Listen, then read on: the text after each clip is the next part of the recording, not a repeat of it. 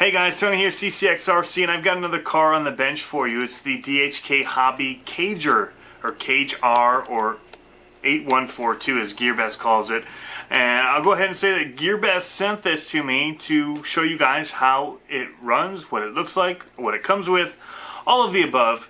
And with any of the reviews that I do, whether it's sent to me by somebody like Gearbest or I've used my own money to buy it, I'm going to be as completely honest as I can be with you, just showing you what it is and giving you kind of my take on it, my opinions, and how I think that it does, because really it's about helping you find cars that are something that you could maybe just start the hobby with, or at least letting you know where this falls in the realm if you're going to be spending your money on it.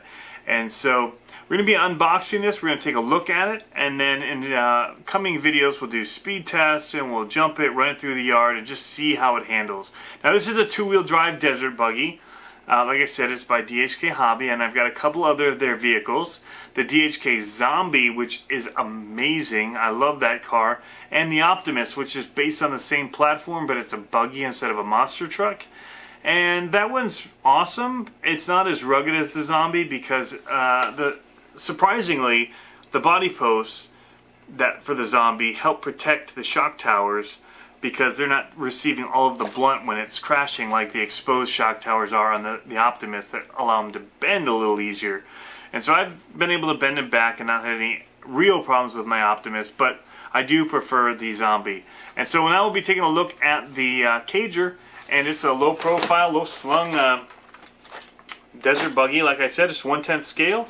Feels really good in the hands, feels solid, even though it's all plastic. It's not going to be souped up on aluminum like those other two DHK Hobbies that I mentioned, but it also comes in at under half the price. So let's go ahead and open up and take a look.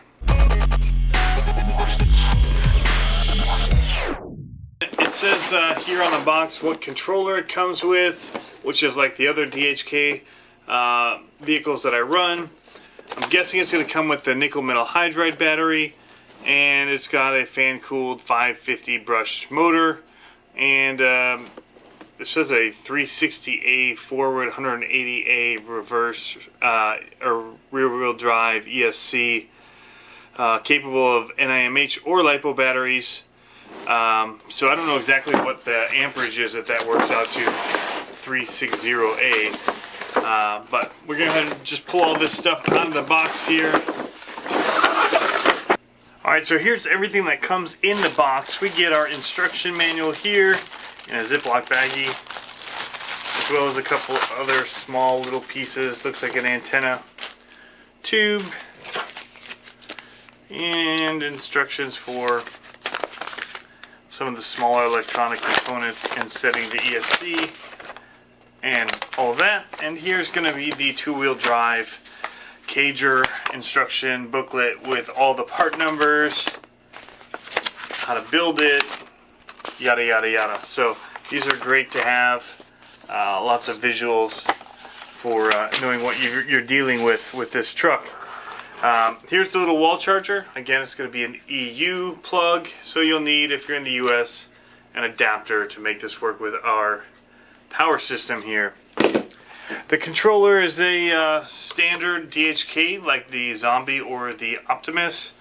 On off, you've got your throttle, normal and reverse, steering, normal and reverse. Then you've got steering trim, throttle trim, and then your dual rates for steering and for throttle. It only takes 4 AA batteries, so that is nice.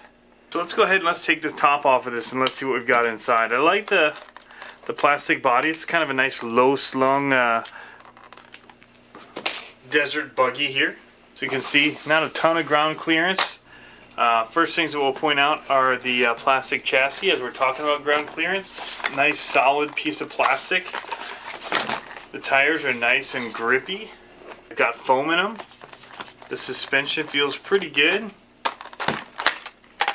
And let's go ahead and pull this up and see what we've got. Now, I don't understand this. I'll be honest. I'm kind of just blown away at every DHK that I get. The ESC is just floating. It's like the tape that they use is just garbage, and the wires are too tight. It's just, I mean, look how tight that is. If I run the wires this way, and then if I turn this, no matter which way I turn it, the wires are one set of wires is going to be really tight. That's kind of not cool. I don't know why they went over the top. It's a two-wheel drive. They could have gone underneath and relieved some of this strain on these wires here. Just a small annoyance. I'll go ahead and say it. It kind of annoys me that this has happened in every one of these DHK that I've gotten. Nothing that some new tape can't handle. I'm not going to say it's a reason not to buy it. I mean, the suspension, everything is... I mean, it's bottoming out on these little drops. But that's easily fixed. It's soft, it's plush. Antenna. Here we've got our DHK servo here. Feels good. It's got a servo saver in here.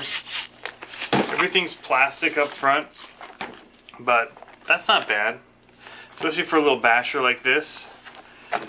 In here we're going to have our receiver, just a basic receiver.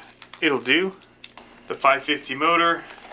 It's going to have metal differentials in here, and so that should be nice and rugged. It shouldn't have anything. If anything's going to wear, it's going to be this plastic spur gear that they have inside here, which is really easy to get at, and that's not a big deal, in my opinion. So, I mean, there's only one thing really to do with this is get it out and rip it. It's not going to be a big jumper basher. It's going to be more like a rock bouncer style car. Should be a lot of fun as long as it's got a little bit of speed. We'll run it with the stock battery. So it's a 1800 milliamp hour nickel metal hydride battery. We'll get this charged up. We'll give it a run with this, but I really think that this thing will come alive if you put a LiPo battery in it. And so that's what we'll probably primarily run in this, and we'll see how it holds up to that bashing. Got a metal latch here that hooks over. We'll see. I might not actually like that a whole lot. It's going to want to come out all the time. So you got to strap it on. But if you don't have enough pressure on it or pull on it, it's just going to pop off like it is right there. So that's kind of a bit annoying. So on this small little ESC that's on here, you've got a couple options that are going to be for your brake, reverse, and then also if you're going to be running LiPo or nickel metal hydride batteries. And so you have to move this little pin. If you're going to do LiPo, you don't do the two right pins, you do the two left pins, and that'll allow you to run a LiPo, and it'll have the auto shut off. That's very important to switch that if you're going to change up the battery that you're running. So just know that. We've got a couple options for braking. We've got forward brake, reverse. On the left two pins, the middle two pins is going to be forward brake, and then the right, or if you take it off all pins, it's going to be forward reverse. It'll skip brake, and you'll really mess up your gearing if you probably run that. So, alright, so that's a quick look at the Cage-R by DHK Hobby.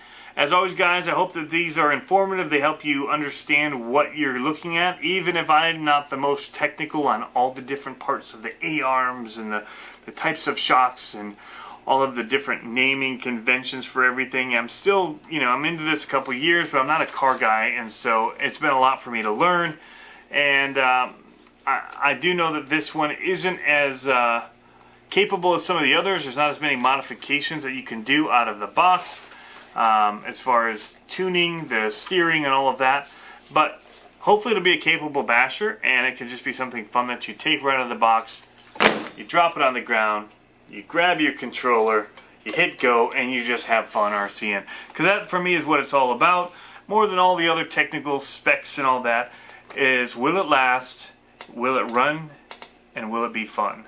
Anyway, thanks for tuning in, guys. Tony here, CCxRC. Have fun RCing. We'll catch you next time. Peace.